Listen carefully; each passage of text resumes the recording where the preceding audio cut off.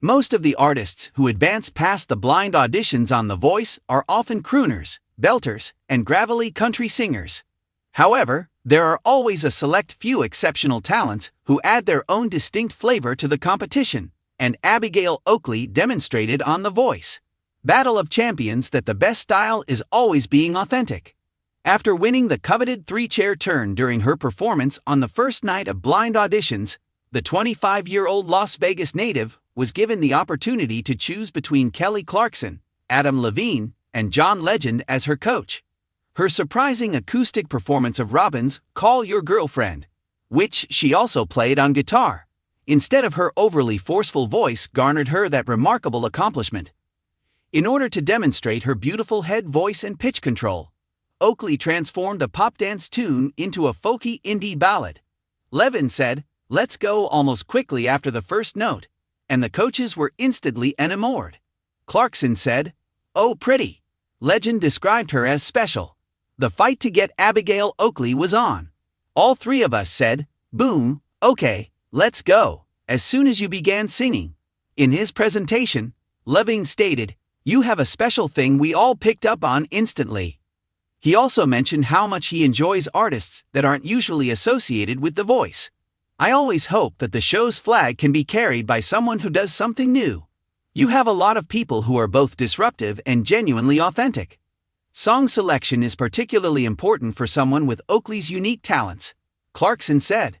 "Since this is a competition, it's crucial to consider your strategic approach to winning, right?" Levin said, "We're gonna do that," assuming he had acquired Oakley. "Your superpower is definitely that head voice of yours. Please pick songs that the audience wouldn't expect," she said. "There has always been a lane for an artist like you that's more folky, more singer-songwriter," Legend remarked, and inquired about her family. After Legend mentioned that he was a musician because of his family, Oakley, whose mother performs song parodies and impersonations, joked, "I'm a musician because of my family trauma," by stating that Oakley's superpower is that her voice is broken-sounding and sad, which is Joni Mitchell vibes for days. Clarkson focused on just what makes Oakley successful.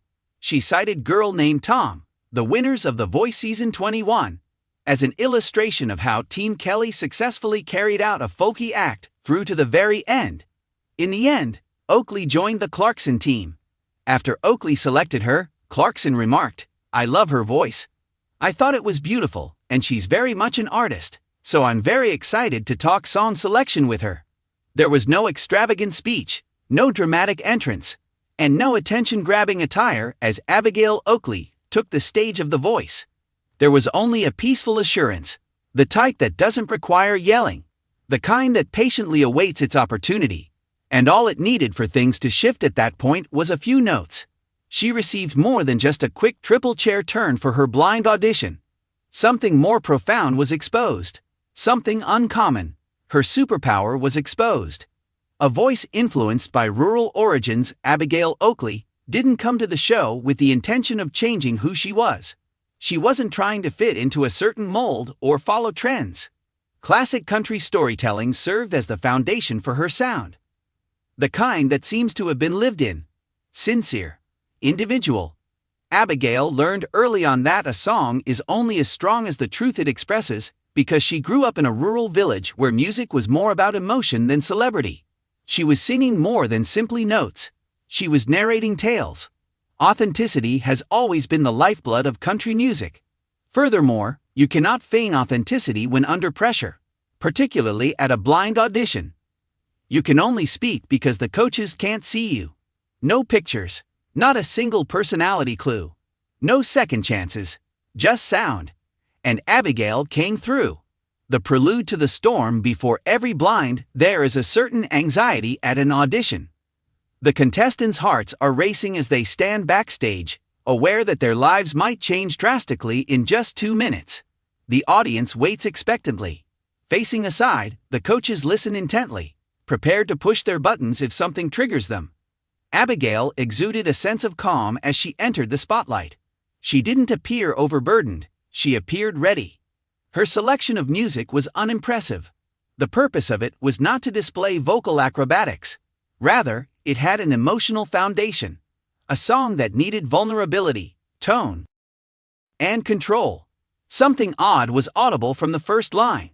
The initial note that revolutionized everything coaches wait during some auditions.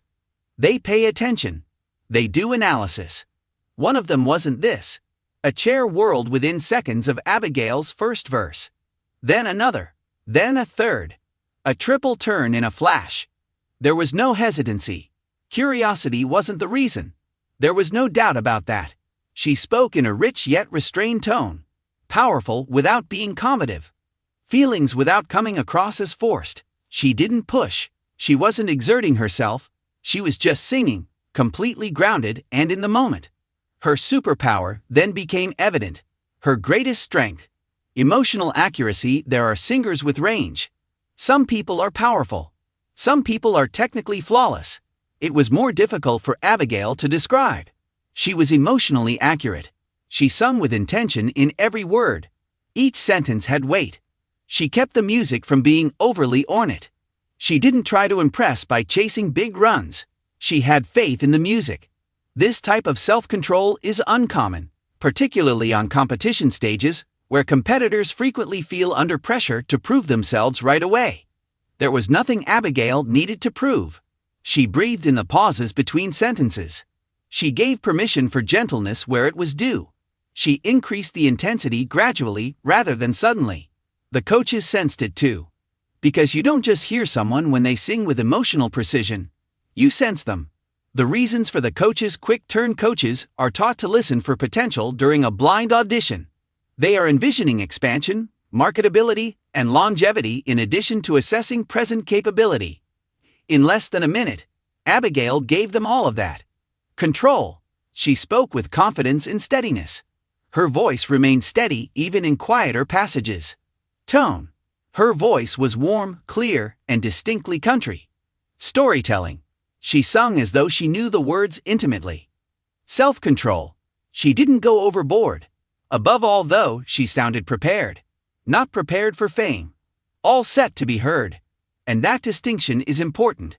The situation following the turn, the room's energy changed when the third chair turned.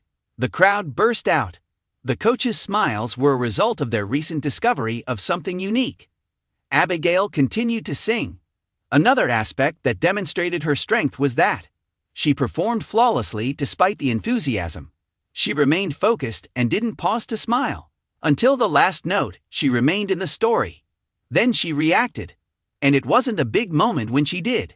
It was appreciative. A little surprised, yet calm. Her appeal was further enhanced by her balance, which was modest but stable. A calm confidence. The coaches started pitching after the song was over.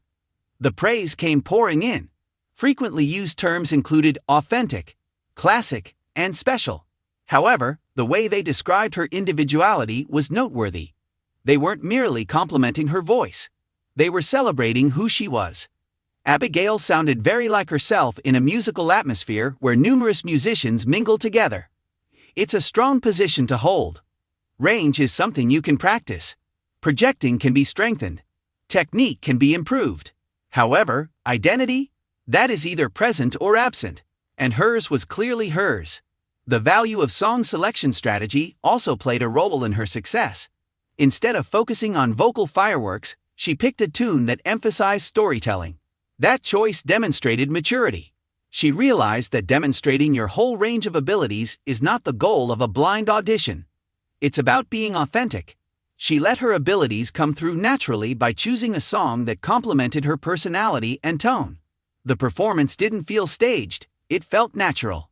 The coach's intuition and the microphones both reflected that genuineness. Weakness without vulnerability. Abigayle's vulnerability was one of her performance's most captivating features. On stage, vulnerability can occasionally be confused with fragility. Hers, however, wasn't delicate. It was steady, managed, deliberate. She maintained the structure of her speech while allowing emotion to color it. That balance is really challenging. Many performers either lose their emotion because they are too focused on the technical details, or they become so emotional that their pitch suffers. Both were handled by Abigayle. The chairs turned so fast because of that. The coaches understood how uncommon such balance was.